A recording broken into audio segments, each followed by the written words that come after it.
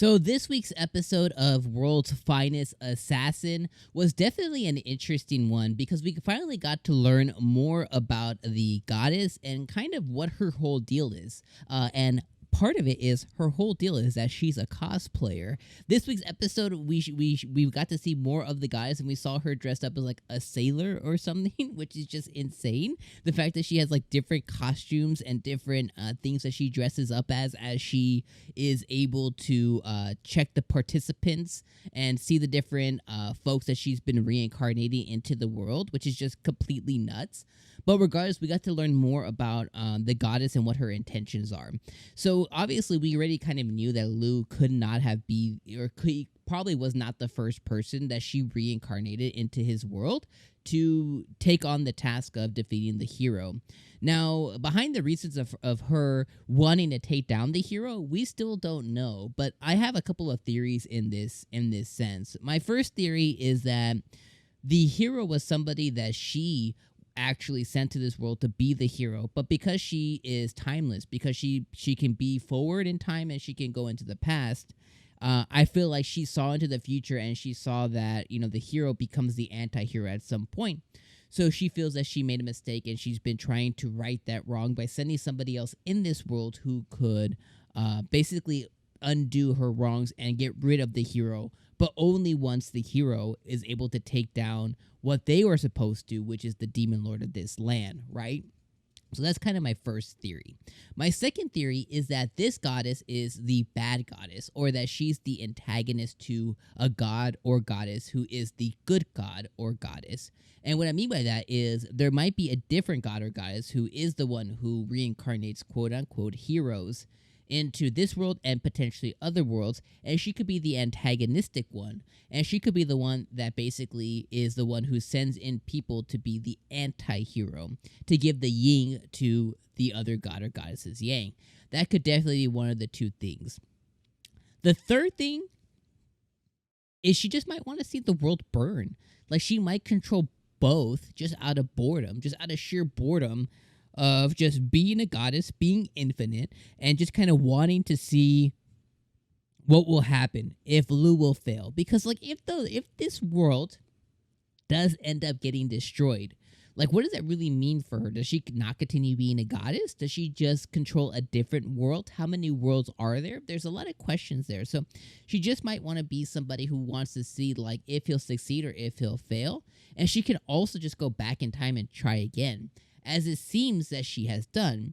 In this episode specifically, we got introduced to 40 years prior to Lugh, and at that point, she had reincarnated the world's finest soldier into this world. Now, one thing about the world's finest soldier is that he wanted to be a pretty girl. She didn't allow him to, and he ended up being a fat slob, neat kind of person, and who did not go after the hero whatsoever. But, she definitely was able to reincarnate him into the world, and he was not the first one that he gave this mission to, or that she gave this mission to. But what it does seem is that our character, the one we're following, our main character, Lugh, might be the first person that's truly taking his mission to heart. He might be the first person that's truly taking, kind of his mission from the goddess, and he's actually following through on it. It seems like she's failed a lot at this. Now, we don't know if she's failed by sending people and they've tried to kill the hero and they have failed, or if each person she's reincarnated has just basically said, I'm not going to go and do that. Now, the crazy thing of not doing that is if the hero truly does destroy the world, you're not going to have a world to live in. So that's kind of the other thing, too.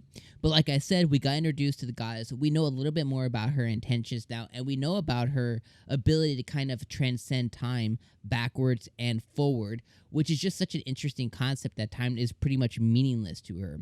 The opposite to that, too, is just like how, I think this, I'm not sure if the episode specifically covered how many times that she had tried. Let me see if I can find it here, because I'm very interested to see on if I missed that concept or not.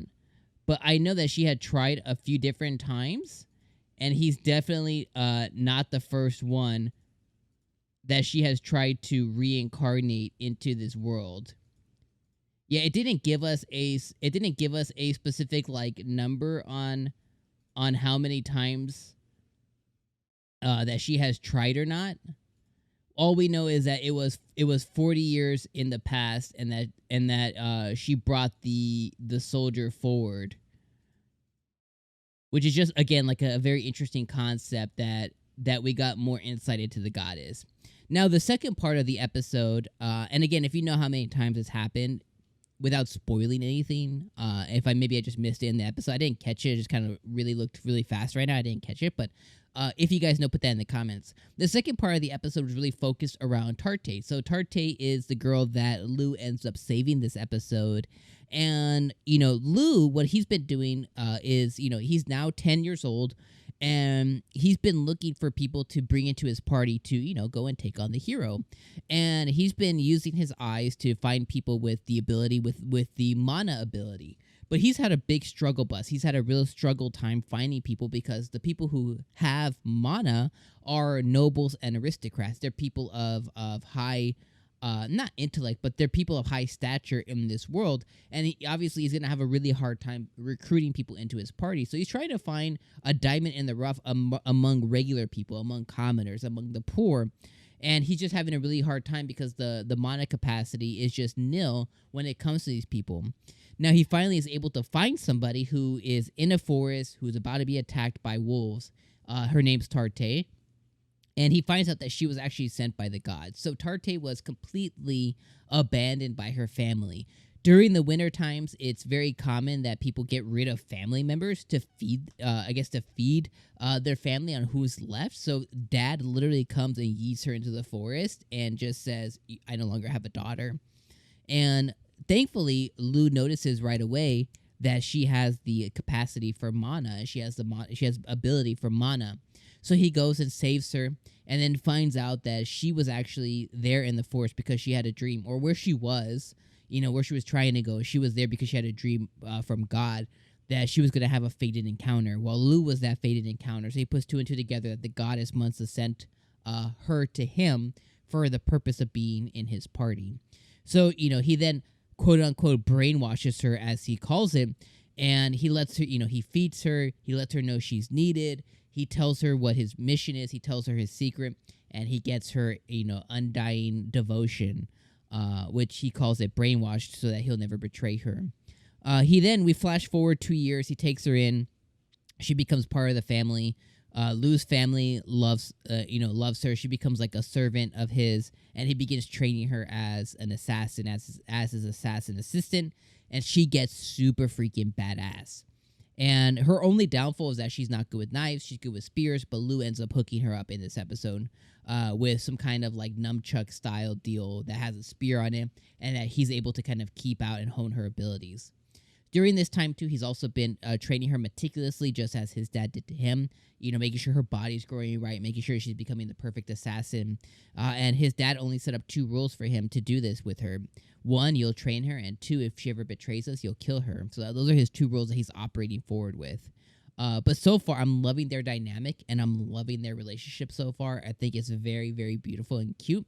And that's one of the things I love about the anime so far. It's just the different relationships that Lugh is having. Last week with Dia, whether Dia is his sister or half-sister or cousin or aunt or whatever, I love their relationship so far.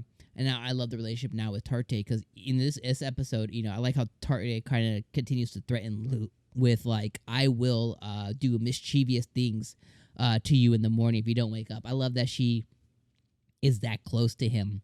And I love their dynamic and their relationship that they've had so far, and that the fact that she's like a super weapon for him, but she's also a friend, and she's also really close to him, and she takes care of him, and she's his servant. So she's very, very like caring, and also meticulous, and also very skilled in the assassination type skills. So she's going to be a very interesting character going forward, but I love the dynamic. I love the relationships that this anime continues to build out, even so much so, like, the relationship that Lugh has with his mother. Like, I love the mom, the 𝐒𝐻𝐻𝐽 mother. Like, she's an amazing mom, and I love how this episode, she was just sad that she could no longer dress Lugh up because he's being rebellious. But, the end of the episode, he ends at 12 years old. We're probably going to get another flash forward next episode. I love how each episode has been like a self-contained little story of him growing. Like, here's him at 7, here's some story. Here's him at this age, here's some story. I love how we've continually gotten his age up as he gets older. And next episode will probably be his first job that he will do as well. So I think that's going to be interesting as well. But overall, I'm loving this anime so far. Every episode is so good. It's the anime I look forward to the most each and every week outside of Jobless Reincarnation. It's just so good. It's better than it has any right to be, and I'm just enjoying it. Let me know what you guys thought down in the comments down below. Do me a huge favor. Make sure you guys subscribe and like before you leave, and I'll see you guys next week for episode number 5. Peace out, my friends.